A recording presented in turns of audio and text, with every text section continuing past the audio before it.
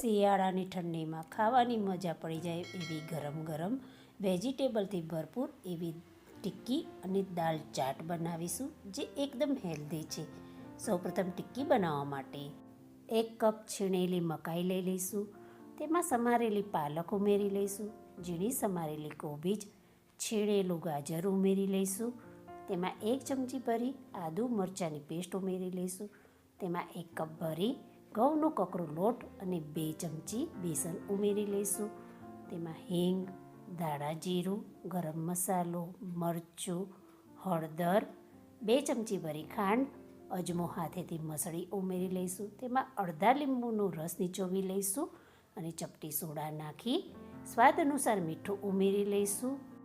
2 ચમચી ભરી દહીં ઉમેરી બધું બરોબર મિલાવી લઈશું અને લોટ બાંધી લઈશું. હવે તેમાંથી ટિક્કી વાળી લઈશું અને ગ્રેસ કરેલા પ્લેટમાં મૂકી દઈશું. ટિક્કી વળી જાય ત્યારે સ્ટીમરમાં ટિક્કીને સ્ટીમ કરવા મૂકી દઈશું.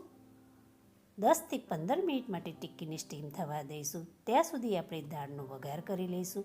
તેના માટે એક બાઉલમાં તેલ, જીરું, હિંગ ઉમેરી આદુ મરચાંની પેસ્ટ ઉમેરી સાતળી લઈશું. તેમાં ઝીણી સમારેલી ડુંગળી ઉમેરી ડુંગળીને સાતળી લઈશું. હવે સ્વાદ અનુસાર તેમાં મીઠું મિલાવી લઈશું.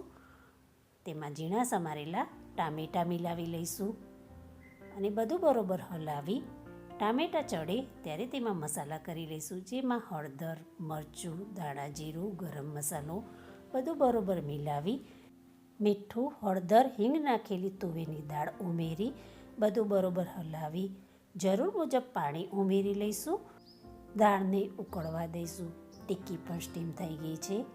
તેને સ્ટીમરમાંથી બહાર કાઢી લઈશું. હવે ટિક્કીને આપણે વઘારી લઈશું. તેના માટે એક પેનમાં તેલ, જીરું, હિંગનો વઘાર કરી અંદર તલ, લીલા ધાણા અને લીલું લસણ, થોડું લાલ મરચું ઉમેરી બનાવેલી ટિક્કી તેમાં મૂકી સાતળી લઈશું. ટિક્કી એક સાઈડે સતળાય ત્યારે તેને પલટાવી બીજી સાઈડે પણ ટિક્કીને સાતળી લઈશું. 2 સાઈડથી ટિક્કી ઉપરથી ક્રિસ્પી થાય ત્યારે આપણે હવે તેને સર્વ કરીશું.